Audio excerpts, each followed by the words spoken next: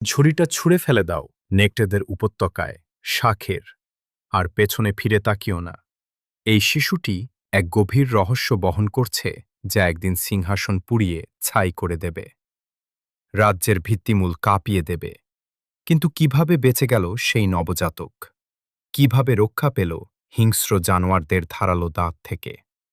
এই প্রশ্নের উত্তর লুকিয়ে আছে এক অবিশ্বাস্য গল্পে, যা শুনলে তোমার রক্ত জমে যাবে। অনেক যুগ আগের কথা, যখন সূর্য ডুবে যেত, শুধুমাত্র চোখের জলে ভেজা ইতিহাস রেখে যেতে।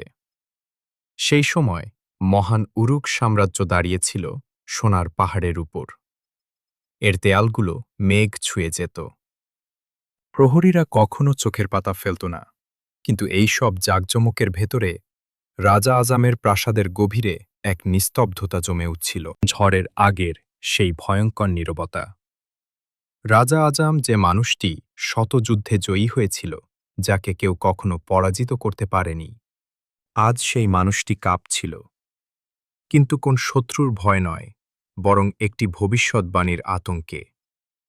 পাশের কক্ষে রানী হিন্দা তার প্রথম সন্তানের জন্ম দিচ্ছিলেন। প্রসব বেদনার চিৎকার মিশে যাচ্ছিল প্রাসাদের উঁচু জানলায় আছড়ে পড়া প্রচণ্ড ঝড়ের সাথে। ঠিক সেই মুহূর্তে প্রবেশ করল উজির জাফের। সে ছিল পাথরের মতো হৃদয়ের মানুষ। তার চোখ দুটো যেন বিষ-ওধর সাপের চোখ। সে রাজার কাছে এগিয়ে গেল এবং বিষমাখা ফিসফিস করে বলল, মহারাজ, জাদুকরণেই তার স্ফুটিক গোলকে ধ্বংসের দৃশ্য দেখেছে। এই শিশু কোনো উত্তরাধিকারী নয়, বরং আপনার সাম্রাজ্যের সর্বনাশের কারণ। তার কুবজিতে যে চিহ্ন আছে সেটি ধ্বংসের প্রতীক। রাজা জানতেন না যে জাফের ইতিমধ্যে জাদুকরণীকে 2 থলে স্বর্ণমুদ্রা দিয়ে এই মিথ্যা ভবিষ্যৎবাণী তৈরি করিয়েছে। সিংহাসনের লোভ তার হৃদয়ের রক্তের সম্পর্কের চেয়েও বেশি শক্তিশালী ছিল। যখন ধাত্রী বেরিয়ে এলো, নবজাতককে কোলে নিয়ে, শিশুটির মুখ পূর্ণিমার চাঁদের মতো উজ্জ্বল ছিল। কিন্তু রাজা, যার হৃদয় ভয়ে অন্ধ হয়ে গিয়েছিল, সেই সৌন্দর্য দেখল না। তিনি শুধু দেখলেন ছোট্ট কুবজিতে লাল চাঁদের মতো আকাশ, এই চিহ্নটি, এবং দুঃখ আর ক্রোধে ভরা কণ্ঠে উচ্চারণ করলেন সেই নির্মম আদেশ, নিয়ে যাও শাখের, নিয়ে যাও নেকড়েদের উপত্যকায়, সেখানে ছেড়ে এসো, ভাগ্য যা চায় করুক। সেনাপতি শাখের তুলে নিলেন সযত্নে বোনা কাঠের সেই ঝুড়িটি। তার বুক ভেঙে যাচ্ছিল। অন্ধকারের মধ্যে শিশুটি তার দিকে তাকিয়ে হাসছিল। শাখের ঘণ্টার পর ঘণ্টা হাঁটলেন চাঁদের আলোয় গভীর উপত্যকা পেরিয়ে, অবশেষে পৌঁছালেন নেকড়েদের সেই ভয়ঙ্কর উপত্যকায়, যেখান থেকে কোনো শিকার জীবিত ফিরে আসেনি কখনো। শাখের ঝুড়িটি নামিয়ে রাখলেন একটি বড় পাথরের পাশে। ভেতরে রেখে দিলেন তার রূপোর বাজপাখির মাদুলি। তারপর পেছনে সরে এলেন চোখের জল ফেলতে ফেলতে। পেছনে ফেলে রেখে এলেন এক শিশুর আর্তনাদ, যা ছিঁড়ে ফেলল রাতের নিস্তব্ধতা। কিছুক্ষণের মধ্যেই অন্ধকারে জ্বলে উঠল লাল লাল চোখ। এগিয়ে এলো এক বিশাল নেকড়ে, যে কিছুদিন আগেই তার বাচ্চাগুলো হারিয়েছিল নির্মম শিকারীদের হাতে। সেই শোক আর প্রতিশোধের আগুন তার চোখে এখনো দাউ দাউ করে জ্বলছিল। তার প্রতিটি পদক্ষেপে ছিল এক গভীর বেদনা আর বন্য প্রকৃতির অদম্য সাহস। সে ধীর পায়ে এগিয়ে এলো একটি ছোট ঝুড়ির দিকে, যা বনের মাঝে পড়েছিল। ঝুড়ির ভেতর থেকে ভেসে আসছিল এক নিষ্পাপ শিশুর মৃদু কান্না। নেকড়েটি সাবধানে ঝুড়ির কাছে এসে শিশুটির নরম মিষ্টি গন্ধ শুঁকল। তার বন্য প্রবৃত্তি হয়তো তাকে শিকারের দিকে ঠেলে দিচ্ছিল, কিন্তু তার সদ্য হারানো মাতৃত্বের বেদনা তাকে থামিয়ে দিল। তারপর ঘটল এক অলৌকিক ঘটনা, যা বনের ইতিহাসে কেউ কখনো দেখেনি। শিশুটিকে আক্রমণ করার পরিবর্তে নেকড়েটি তার বিশাল শরীর নিয়ে ঝুড়ির পাশে শুয়ে পড়ল। তার উষ্ণ লোমস শরীর দিয়ে সে শিশুটিকে পরম মমতায় ঢেকে দিল, যেন নিজের হারানো শ্রাবকদেরই ফিরে পেয়েছে। রাতের প্রচণ্ড ঠান্ডা থেকে সে শিশুটিকে রক্ষা করতে লাগল, তার নিঃশ্বাসের উষ্ণতা আর শরীরের উত্তাপ দিয়ে। সেই রাতে বন্য নেকড়ের আশ্রয়ে এক মানব শিশু প্রকৃতির কোলে নিরাপদ আশ্রয় পেল। ভোরের প্রথম আলো যখন বনের পাতায় পাতায় উকি দিল, শিশির ভেজা ঘাস আর গাছের ডালপালা ঝলমল করে উঠল। পাখিদের কলকাকলিতে মুখরিত হয়ে উঠল বনভূমি। রাতের আঁধার কেটে গিয়ে এক নতুন দিনের সূচনা হল। এই বনেরই গভীরে মানুষের কোলাহল থেকে দূরে এক নির্জন গুহায় বাস করতেন শেখ হাতিম নামের এক জ্ঞানী বৃদ্ধ। তার সাদা দাড়ি আর ঋষিসুলভ চেহারা ছিল জ্ঞানীর প্রতি। তিনি মানুষের সংসার ছেড়ে প্রকৃতির মাঝে আশ্রয় নিয়েছিলেন, জীবনের গভীর অর্থ আর প্রকৃতির রহস্য উন্মোচনের জন্য। প্রতিদিন ভোরের আলো ফোটার সাথে সাথেই তিনি বেরিয়ে পড়তেন ঔষধি গাছের খোঁজে। বনের আনাচে কানাচে ঘুরে বেড়াতেন দুর্লভ ভেষজের সন্ধানে। তার চোখ ছিল তীক্ষ্ণ, কান ছিল সজাগ। প্রকৃতির প্রতিটি ক্ষুদ্রতম শব্দ তার নজরজোর এড়াত না। আজও তিনি তেমনি এক সকালে বেরিয়েছিলেন। হঠাৎ তার কানে এলো এক অদ্ভুত শব্দ, যা বনের স্বাভাবিক শব্দের সাথে মিল ছিল না। কৌতূহলবশত তিনি সেই শব্দের উৎস অনুসরণ করে এগিয়ে গেলেন।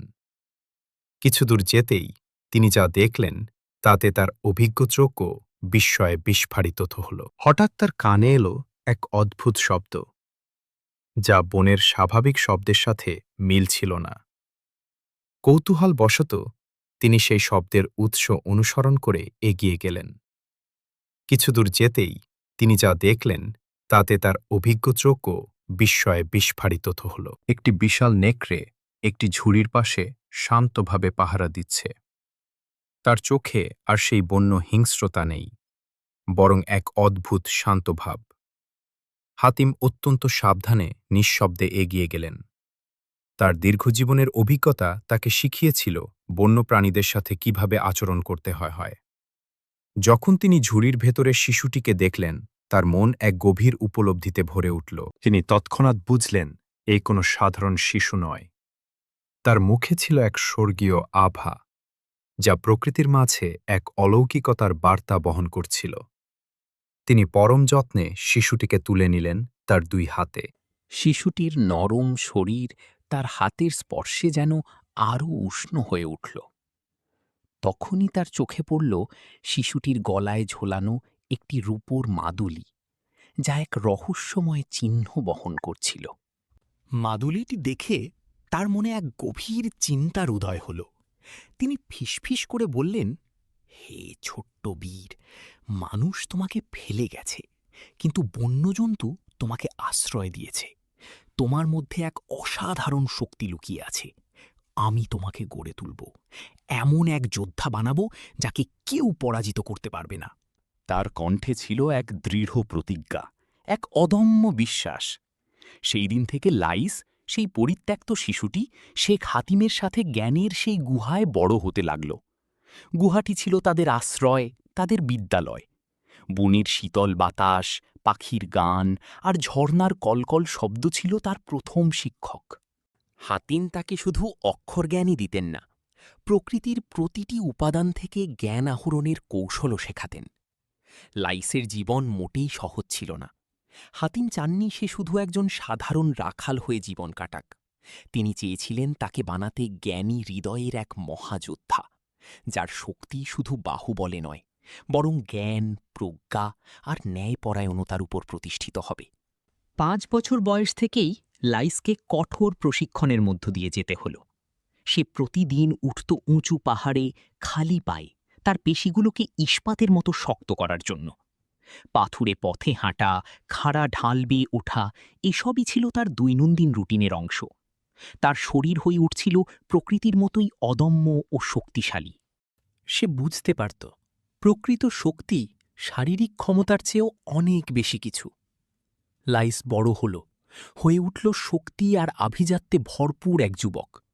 তার চুল ছিল লম্বা, বাতাসের সাথে দুলত, যেন বনেরই এক অংশ। তার চোখ ছিল বাজ পাখির মতো ধারালো, যা দূর থেকে শত্রুকে চিনতে পারত। সে শিখল পাখিদের ভাষা বুঝতে, তাদের কিচিরমিচির শব্দের অর্থ অনুধাবন করতে। ঝড় আসার কয়েক ঘন্টা আগেই সে বাতাসের গতি, মেঘের রং আর পাখিদের আচরণ দেখে বুঝে নিতে পারত। প্রকৃতির সাথে তার এক গভীর আত্মিক সম্পর্ক গড়ে উঠেছিল। সে শিখল তীর ছোঁড়া, চোখ বন্ধ রেখে শুধু কানের শব্দ শুনে লক্ষ্যভেদ করত। তার শ্রবণ শক্তি এতটাই তীক্ষ্ণ হয়েছিল যে বনের গভীরে একটি পাতার নড়াচড়াও তার কান এড়াত না। তার প্রতিটি তীর ছিল নির্ভুল, প্রতিটি লক্ষ্য ছিল সুনির্দিষ্ট। হাতিম বারবার বলতেন, শক্তি তলোয়ারে নেই বাছা, শক্তি আছে সেই হৃদয়ে যা তলোয়ার ধারণ করে।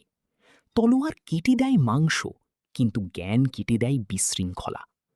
এই কথাগুলো লাইসের মনে গভীরভাবে গেঁথে গিয়েছিল। তিনি জানতেন লাইসের অতীত জানার সময় এসেছে। তিনি বের করলেন সেই রূপোর মাদুলি, যা লাইসের জন্মের সময় তার গলায় ছিল। মাদুলিটি লাইসের হাতে দিয়ে তিনি বললেন, সময় এসেছে লাইস, এই মাদুলি তোমার অতীতের চাবি, আর তোমার কবজিতে যে চাঁদের চিহ্ন, সেটাই তোমার ভবিষ্যৎ। আবার প্রকৃতির সূক্ষ্মতম সৌন্দর্যও দেখতে পেত। তার চলনে ছিল এক বন্য ছন্দ, এক অদম্য আত্মবিশ্বাস। এক শীতের রাতে যখন গুহার বাইরে বরফ পড়ছিল আর আগুনের শিখা গুহার ভেতরে উষ্ণতা ছড়াচ্ছিল, হাতিম সিদ্ধান্ত নিলেন সত্য প্রকাশ করার। তোমার শক্তি যেন ন্যায়ের পথে পরিচালিত হয়, প্রতিশোধের আগুনে যেন তা পুড়ি না যায়। হাতিমের চোখে ছিল এক গভীর আবেগ, এক মিশ্র অনুভূতি। তিনি জানতেন লাইসের জীবন এখন এক নতুন মোড় নিতে চলেছে। যাও, উরুক সাম্রাজ্যে ফিরে নাও তোমার অধিকার, কিন্তু মনে রেখো, তোমার উপর যে অন্যায় হয়েছে, তুমি তেমন অন্যায় করবে না।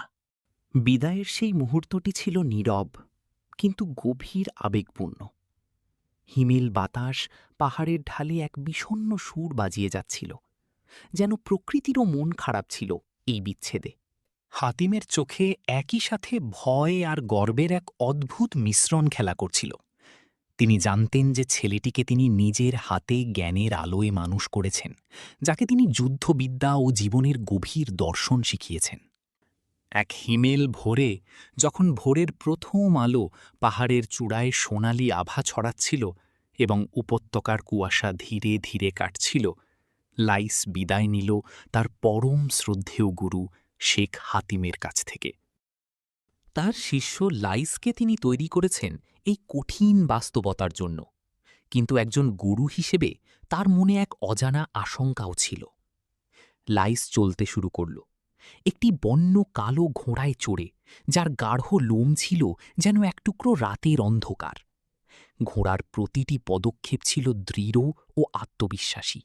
এখন সে মুখোমুখি হবে এক নিষ্ঠুর পৃথিবী, এমন এক পৃথিবী যেখানে শুধু তলোয়ারের ধারালো ভাষা চলে, যেখানে ন্যায় প্রতিষ্ঠা করতে হলে অস্ত্রের ঝনঝনানি একমাত্র পথ। সেই তলোয়ারটি ছিল শুধু একটি অস্ত্র নয়, এটি ছিল গুরু শিষ্যের বন্ধনের প্রতীক, ন্যায় প্রতিষ্ঠার এক পবিত্র অঙ্গীকার। যখন সে পার হচ্ছিল সর্পদের গিরিপথ, যেখানে পাথরের খাঁজে খাঁজে লুকিয়েছিল অজানা বিপদ আর নীরবতা, হঠাৎ শুনতে পেল সাহায্যের এক তীব্র আর্তনাদ। সেই আর্তনাদ উপত্যকার নীরবতা ভেদ করে আসছিল, যা লাইসের হৃদয়ে এক গভীর আলোড়ন সৃষ্টি করল। সে বুঝতে পারল কোথাও কোনো বিপদ ঘটেছে এবং তার সাহায্য প্রয়োজন, যেন সে তার আরোহীর অদম্য ইচ্ছাকেই প্রতিফলিত করছিল। লাইসের সাথে ছিল এক পুরনো তলোয়ার, যা তার গুরু হাতিম নিজের হাতে তৈরি করেছিলেন এক উল্কাপিণ্ডের লোহা দিয়ে। এই নির্জন পথে এমন নৃশংসতা তার কল্পনালতীত ছিল। নেকড়ের চামড়া পরা একদল ডাকাত তাদের হিংস্র চোখ আর ধারালো অস্ত্র নিয়ে ঘিরে ধরেছে একটি ছোট বাণিজ্য কাফেলাকে। নিরীহ বণিকরা ভয়ে কাঁপছিল, তাদের সম্পদ লুট হচ্ছিল নির্দ্বিধায়। ডাকাতদের নেতা, যার মুখে ছিল গভীর দাগ, যা তার বহু যুদ্ধের অভিজ্ঞতা ও নিষ্ঠুরতার সাক্ষ্য বহন করছিল, হাসতে হাসতে তলোয়ার তুলেছে এক বৃদ্ধ ব্যবসায়ীর মাথার উপর। সেই হাসি ছিল পৈশাচিক, যা কেবল ধ্বংস আর মৃত্যুর ইঙ্গিত দিত। এই প্রথমবার লাইসের রক্তে জ্বলে উঠল ক্রোধের আগ্নেয়গিরি, তার শিরায় শিরায় যেন আগুন বইতে শুরু করল। লাইস মুহূর্ত মাত্র দেরি না করে ঘোড়া ছুটিয়ে দিল আর্তনাদের উৎস লক্ষ্য করে। তার ঘোড়ার ক্ষুরোধ্বনি পাহাড়ে প্রতিধ্বনিত হচ্ছিল, যেন সে নিজেই এক ঝড়। সেখানে পৌঁছে সে দেখল এক দৃশ্য যা তার একাকী জীবনে কখনো দেখেনি। তার গুরু তাকে শিখিয়েছিলেন সংযম। কিন্তু এই মুহূর্তে অন্যায়ের বিরুদ্ধে তার ক্রোধ ছিল অপ্রতিরোধ্য। এক মুহূর্তও দেরি করল না সে। খাপ থেকে বের করল তার উল্কাপিণ্ডের তলোয়ার এবং ছেড়ে দিল এমন এক গর্জন যা পাহাড়ে প্রতিধ্বনিত হল যেন এক সিংহের হুঙ্কার। সেই হুঙ্কার ছিল ডাকাতদের জন্য এক সতর্ক বার্তা। এক আসন্ন বিপদের পূর্বাভাস। ঘোড়া ছুটিয়ে দিল ডাকাতদের মাঝখানে।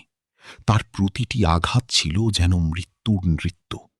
সেই নৃত্য শিখেছিল বাজ পাখিদের শিকারের ভঙ্গি দেখে, যেখানে প্রতিটি নড়াচড়া ছিল নিখুঁত ও প্রাণঘাতী। তাদের অস্ত্র ফেলে রেখে লাইস দাঁড়িয়ে রইল ধুলোর মাঝে। সে জানত সে ন্যায় প্রতিষ্ঠা করেছে। বৃদ্ধ ব্যবসায়ী, যিনি উরুক সাম্রাজ্যের একজন পুরনো ও সম্মানিত বণিক ছিলেন, কৃতজ্ঞতায় লাইসের পায়ে লুটিয়ে পড়তে চাইলেন। লাইস তাকে থামিয়ে দিল। ব্যবসায়ী জানালেন উজির জাফেরের অত্যাচারের কথা, কিভাবে তার নিষ্ঠুর শাসনে প্রজারা হাঁপিয়ে উঠেছে। তিনি বললেন, প্রজারা অপেক্ষা করছে এমন এক অলৌকিক ত্রাণকর্তার জন্য যে তাদের মুক্তি দেবে এই অত্যাচার থেকে। তার তলোয়ারের প্রতিটি ঝলকানি ছিল বিজলির মতো দ্রুত। ডাকাতরা হতভম্ব হয়ে গিয়েছিল এই অপ্রত্যাশিত আক্রমণের মুখে। মুহূর্তের মধ্যে ডাকাত দল ছিন্ন ভিন্ন হয়ে গেল। কেউ লুটিয়ে পড়ল ধুলোয়, কেউ ভয়ে পালিয়ে গেল প্রাণ বাঁচাতে। প্রতিটি কোণে জমেছিল দুঃখ। মানুষের মুখে ছিল বিষণ্ণতার ছাপ। দেওয়ালের ওপার থেকে ভেসে আসছিল চাপা কান্নার শব্দ, যা লাইসের মনকে ভারাক্রান্ত করে তুলল। লাইস ছায়ার যোদ্ধার মতো নিঃশব্দে এগিয়ে গেল ছাদ বেয়ে, দেওয়াল টপকে, যে তাদের জীবনে আবার শান্তি ফিরিয়ে আনবে। লাইস মনোযোগ দিয়ে শুনল। তার মনে এক নতুন সংকল্প জন্ম নিল। রাতের অন্ধকারে লাইস পৌঁছল উরুক সাম্রাজ্যের বিশাল দেওয়ালের সামনে। কিন্তু এটি তার গুরু হাতিমের বর্ণনার মতো ছিল না। গুরু তাকে বলেছিলেন এক সমৃদ্ধ আনন্দময় নগরীর কথা। কিন্তু এখন নগরী থেকে আনন্দ মুছে গিয়েছিল। রাজা আজাম, তার পিতা, যিনি তাকে একদিন ফেলে দিয়েছিলেন, এখন শেকলে বাঁধা দাঁড়িয়ে আছেন প্রাসাদের বারান্দায়। তার চোখে ছিল অসহায়ত্ব আর অপমান। আর উজির জাফর তার পাশে দাঁড়িয়ে মানুষদের সামনে ভাষণ দিচ্ছে, নিজেকে ঘোষণা করছে বৈধ রাজা হিসেবে। সে রাজাকে অভিযুক্ত করছে পাগলামির মিথ্যা অপবাদ দিয়ে ক্ষমতা দখল করছে। জনতা নীরব, ভয়ে তারা কিছু বলতে পারছে না। এক অন্ধকার কোণে লাইস দেখল একজন নারীকে, যার ওড়না ছিল বিরহের রাতের মতো কালো। তার প্রতিটি পদক্ষেপ ছিল সতর্ক ও হিসেবি, যেন সে বাতাসের সাথে মিশে গিয়েছিল। অবশেষে সে পৌঁছাল প্রাসাদের মহামিলন চত্বরে। সেখানে সে দেখল এমন এক দৃশ্য যা তার বুক চিরে ফেলল। তার হৃদয়ে এক গভীর আঘাত হানল। এটি ছিল না আত্মঘাতী আক্রমণের সময়। লাইস বুঝতে পারল এখনই সরাসরি আক্রমণ করলে সবকিছু ব্যর্থ হবে। সে পিছিয়ে এলো এবং শুরু করল নগরীর স্বাধীনতাকামী যুবকদের গোপনে জড়ো করা। সে জানত এই যুদ্ধ একা জেতা সম্ভব নয়। তাকে প্রয়োজন হবে জনগণের সমর্থন ও সম্মিলিত শক্তি। এক নতুন পরিকল্পনা তার মনে দানা বাঁধতে শুরু করল। এক নতুন আশার আলো জ্বলে উঠল তার হৃদয়ে। সেই রূপোর বাজ পাখির মাদুলি ব্যবহার করল রাজকীয় পরিচয়ের প্রমাণ হিসেবে। সে নীরবে কাঁদছিল, চাঁদের দিকে তাকিয়ে। তার চোখে ছিল গভীর বেদনা আর দীর্ঘশ্বাস। এটি ছিলেন রানী হিন্দা, যিনি একদিনের জন্যেও ভোলেননি তার শিশুর গন্ধ। তার হারানো সন্তানের জন্য তার হৃদয়ে আজও কাঁদছিল। লাল চাঁদের রাত এসে গেল। প্রাসাদ মুখর ছিল জাফরের মিথ্যা রাজ্যাভিষেকের উৎসবে। এবং উৎসবের শিখরে হঠাৎ নিভে গেল সব মশাল। লায়েস আর তার সঙ্গীরা ঢুকে পড়ল গোপন সুড়ঙ্গ দিয়ে, যার কথা বলেছিল সেই বৃদ্ধ ব্যবসায়ী। প্রাসাদের করিডরে শুরু হলো যুদ্ধ। তলোয়ারে ঠোকাঠুকিতে বেরোচ্ছিল আগুনের ফুলকি, যা আলো করে দিচ্ছিল অন্ধকার। তাদের মধ্যে জাগিয়ে তুলতে লাগল প্রতিরোধের আগুন। পরিকল্পনা করতে লাগল লাল চাঁদের রাতের। সেই রাত যখন তলোয়ারের ধারে নতুন করে লেখা হবে উরুকের ইতিহাস। আর লায়েস লড়ছিল বঞ্চিত সন্তানের হৃদয় আর অত্যাচারিতের শক্তি নিয়ে। এবং এক চূড়ান্ত মুহূর্তে জাফেরের চোখ পড়ল লায়েসের কবজিতে লাল চাঁদের চিহ্নে। ভয়ে কাঁপতে লাগল তার হাত, চিৎকার করে উঠল, অসম্ভব! লায়েস পৌঁছে গেল সিংহাসন কক্ষে, যেখানে জাফার অপেক্ষা করছিল, তার বিষ মাখা তলোয়ার হাতে। দুজনের মধ্যে শুরু হলো এমন এক দ্বন্দ্বযুদ্ধ যা সাম্রাজ্য আগে কখনো দেখেনি। জাফার লড়ছিল সাপের বিশ্বাসঘাতক কৌশলে। পুরো কক্ষ নীরব হয়ে গেল যখন তিনি স্পর্শ করলেন তার কবজির রাজকীয় চিহ্ন আর দেখলেন গলার মাদুলি। তিনি ঝাঁপিয়ে পড়লেন তার বুকে, চিৎকার করে উঠলেন, লায়েস, আমার সন্তান! আমার হৃদয় সত্য বলেছিল, আর সেই ভবিষ্যৎবাণী ছিল মিথ্যা। আর রাজা আজম মাটিতে লুটিয়ে পড়লেন। তার ছেলের কাছে ক্ষমা চাইলেন, আল্লাহর কাছে ক্ষমা চাইলেন তার প্রজাদের প্রতি অবিচারের জন্য, নিজের রক্তের প্রতি নিষ্ঠুরতার জন্য।